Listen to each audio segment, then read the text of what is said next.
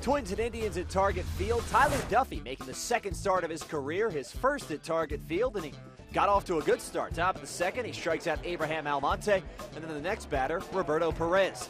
Bottom of the fifth inning, the Twins get on the board first. Eddie Rosario off Josh Tomlin over the wall and right. It's his seventh, and it's 1-0 Twins. Very next batter, Chris Herrmann. He does the same thing. His second of the year, Twins going back-to-back. Meanwhile, Duffey hadn't allowed a hit through 5 1/3 until Francisco Lindor found the gap in right center field. So no more no-hitter, but he was still in control. Later in the inning, he gets Giovanni Urshela to ground out to shortstop. That ends Duffey's night. He struck out 7 over 6 innings. Then bottom of the 8th inning for some insurance, Brian Dozier with his 25th of the year. It's off Brian Shaw. It's a 2-run blast, a 4-0 Twins lead. They go on to win it 4-1 as Duffey gets the first big league win of his career. The series wraps up on Sunday. Carlos Carrasco goes for the Indians against Minnesota's Tommy Milone.